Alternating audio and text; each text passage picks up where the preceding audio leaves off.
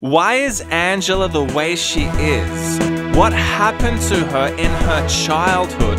And did she have sex with Mose Schrute? All these questions answered on the Anti-Strangling Task Force.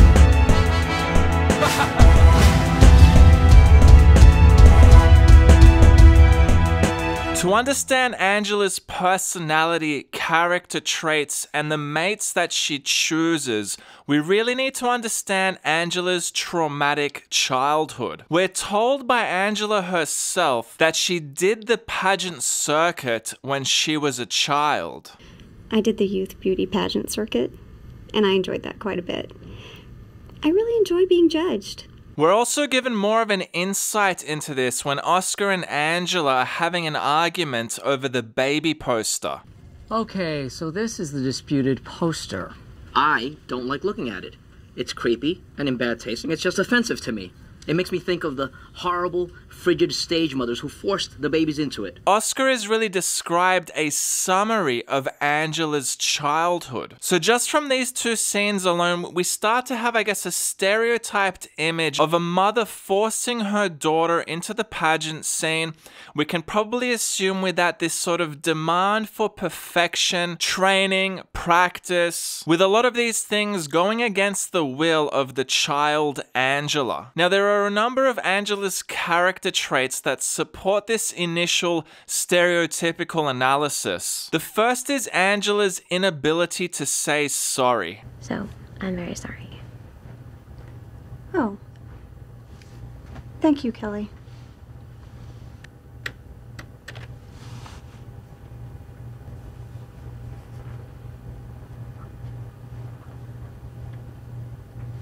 And I wish I hadn't called you stupid. You two are apes. I expect you to apologize for that, Angela. I'm sorry that you're both morons. Ooh, but you still said, I'm sorry. I called you morons. Still said it. Still said it. So you can see on a number of occasions, Angela clearly has a problem in saying sorry. Now, in the context of Angela's traumatic childhood, saying sorry was probably unacceptable. To say sorry was an admission of failure, and failure was simply intolerable. We can start to put this picture together where Angela was simply not allowed to say sorry because she was not allowed to fail. We also see Angela get upset a number of times when there's a lack of preparation or when there's a moment of spontaneity. I got it! We are going to turn Secret Santa into Yankee Swap. Michael should have asked the party planning committee first. He's not supposed to just spring things on us out of nowhere.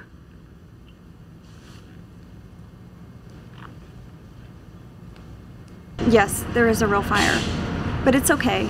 Everyone got out fine. This is why you practice these things.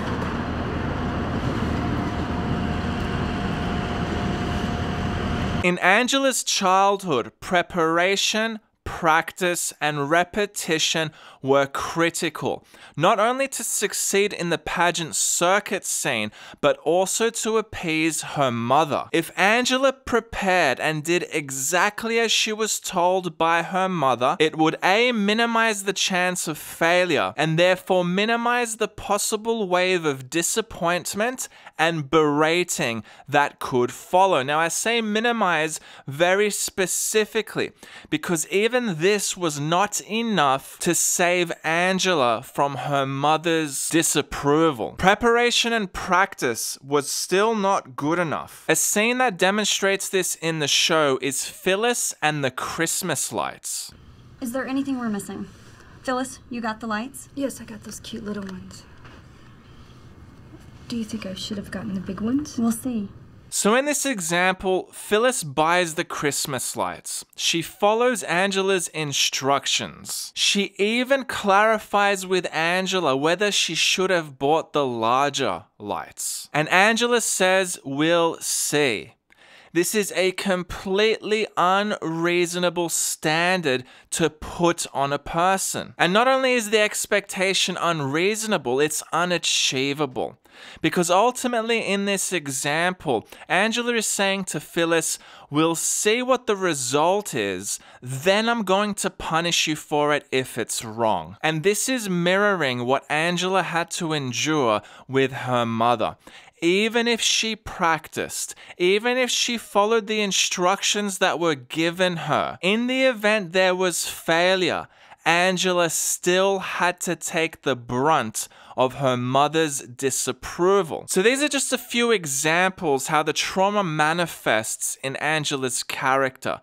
She can't say sorry, she can't deal with spontaneity, everything must be prepared, and she also maintains completely unreasonable and unachievable standards and expectations on the people in her life. Nobody is ever good enough for Angela. And how can they be when the standards are completely unachievable? Or are they? What does the perfect human being look like in Angela's eyes? The answer to this question is in the poster. The babies dressed as adults poster that Angela argues with Oscar about. This is the theoretical manifestation of Angela's perfect human being. The mind of a baby with the physical capabilities of an adult. When you think of a baby can't do anything for themselves. They don't feed themselves, they don't dress themselves,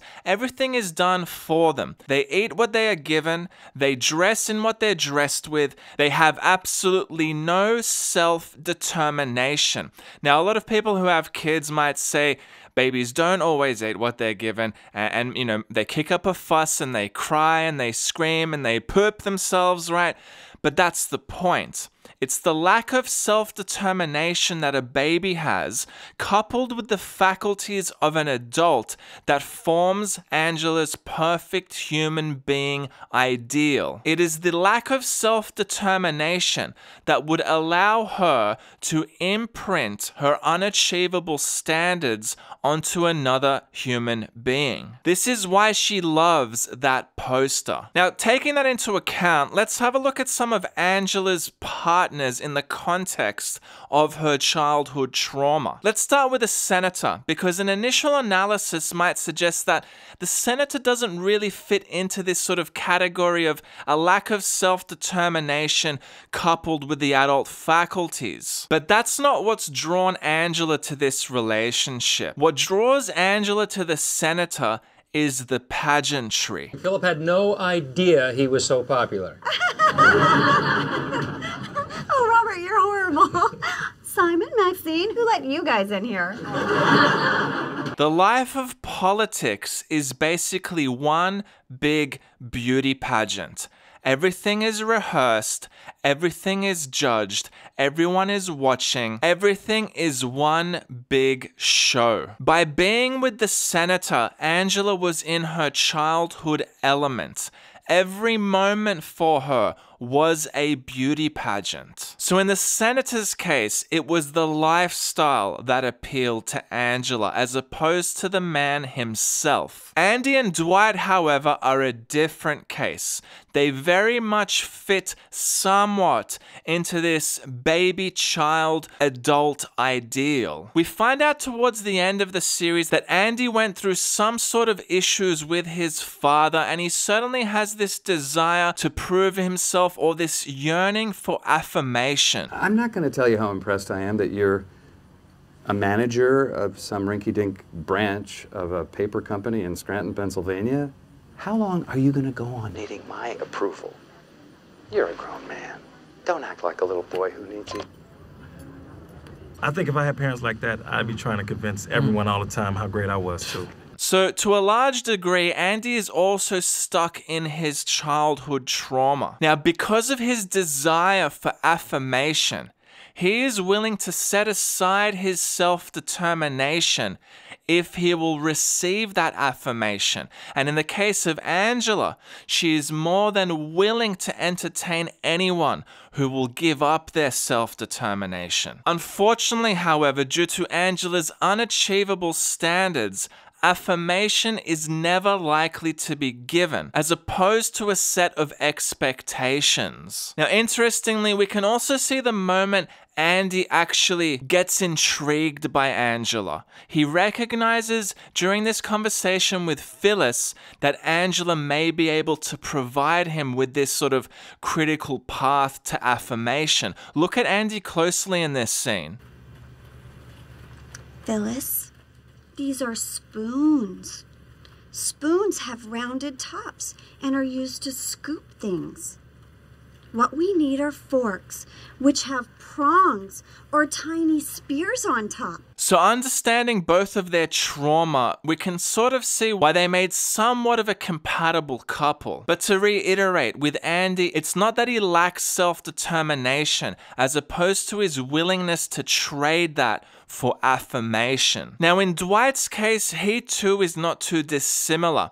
And I'm not going to go into detail about his trauma because that's going to require a number of videos. But I have already mentioned in some of my other videos that it relates to breastfeeding for Dwight.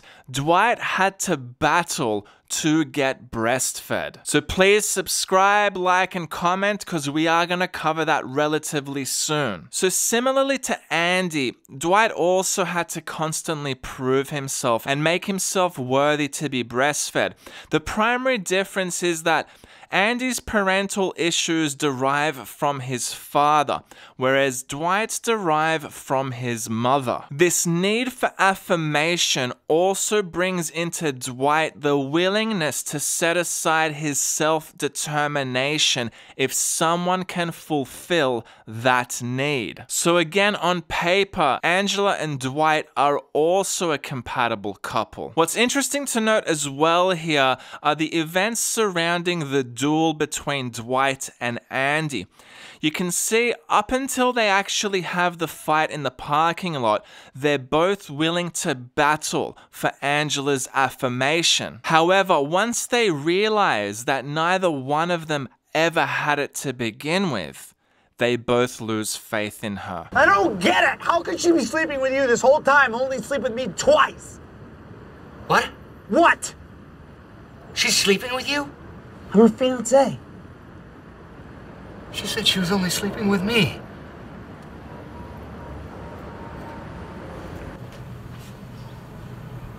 And the reason they never had it to begin with is because they still fall short of this unattainable, unachievable, unrealistic standard that Angela has set against the people in her life. Remember, the perfect human being is the baby adult.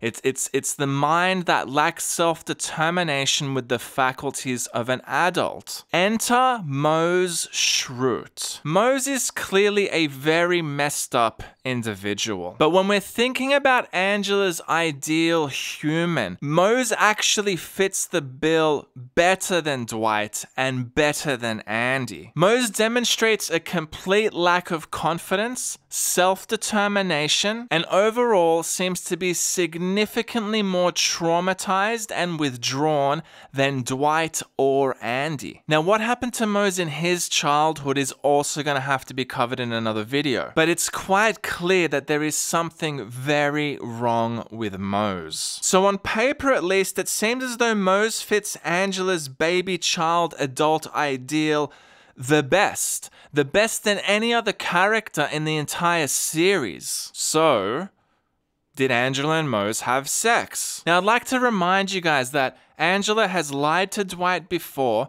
she's cheated on Andy, and she's also had every opportunity to cheat with Mose if she would so choose. So really the task for us is to ask the question, well, is there any evidence to support the hypothesis? The concept that Angela and Mose had sex was first brought to my attention on TripAdvisor. I'm sure most of you know by now that the creators of The Office started their own Schrute Farms TripAdvisor page. Now, since the beginning of 2022, the original Schrute Farms page has actually been replaced by a real business in Honesdale that goes by the name of Schrute Farms. And I did discuss in a little bit of detail in the Woof Emergency Response Team overview about various content and Scranton Strangler clues that the creators left outside of the show, one of which is TripAdvisor. Now, fortunately, I actually took some screenshots of the original TripAdvisor, which I recently stumbled across after I posted the overview. Now, this is the review that first developed the suspicion in me. My wife and I spent a wonderful day in the beet field.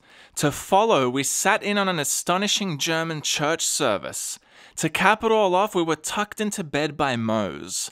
As we were whispering back and forth together about when we would book our next trip to Schrute Farms, we were awakened by an awful noise from the room down the hall. There was yelling and screaming, but neither my wife or I speak German, so we couldn't figure out what was going on. As we rushed out to investigate, Angela and Mose were running down the stairs naked, being chased by Dwight with a pitchfork. For the next 2 nights we stayed there, all we could hear at night was a very weird moaning echoing throughout the house. We were not happy and will not go back. Thanks, Angela, you ruined a perfect getaway. Now, we have a response from the owners, and I'd like to remind everyone that the owners of the Schrute Farms TripAdvisor page were the creators of the show at the time. Thank you for taking the time to review Schrute Farms. I am extremely sorry that you had a negative experience with us. Your opinions are highly valued by our staff, and we try to ensure that everyone staying with us has the best experience possible. It is great to hear that you had such a nice day in the beet field, and we are happy that you were able to partake the German church service with us. I offer my sincerest apologies, though, that your sleep was interrupted during your stay. The event in which you refer to, I can promise, was an isolated incident. Dwight at times can be rather temperamental, and we have hired a doctor to help him with his issues. I can assure you that this will not happen again, and I hope that you will consider us at Schrute Farms in the future. Now, they clearly gloss over the implications around Mose and Angela having sex. I mean, the focus in the response is more that, Dwight has issues and he needs some sort of mental help. So, I mean, this is the suggestion. Is there any evidence in the show that might support this suggestion? No! God! Mose! God! Hi, Angela. Get out of the car! Get out! Where is he? Where is he? I'm not supposed to say. Yes, tell me! Tell me where he is! Mose! Damn it! Where did he go? Mose! Get back here! We do see in the family portraits episode that Angela has quite an influence on Mose. I want you guys to think about this scene for a moment. Mose ultimately gives up Dwight to Angela. Now, you could say to yourself, well, he's a weak character, he'll cave into anybody, right? But we got to think of it from the perspective of influence. If Dwight has such a strong influence on someone who lacks self-determination, the only way that could be overcome is by someone who has more influence. So the implication here is, how on earth did Angela build such a strong influence over Mose? And it's really this scene in the episode Money which starts to put this image together. Mose, Angela hasn't been around here much lately, has she? Angela? Angela, she used to stay here sometimes. Angela?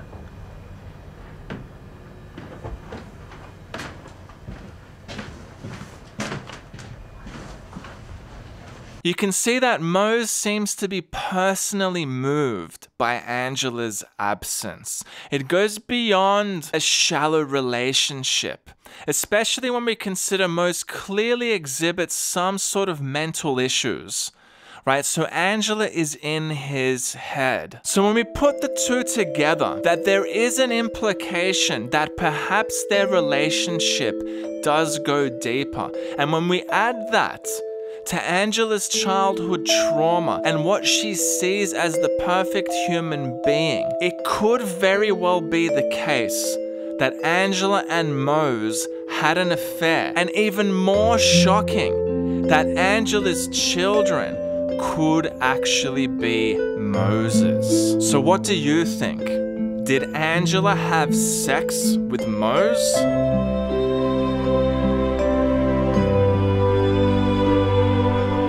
Don't forget to subscribe, turn on notifications, and join the Anti-Strangling Task Force on Patreon for exclusive episode analysis.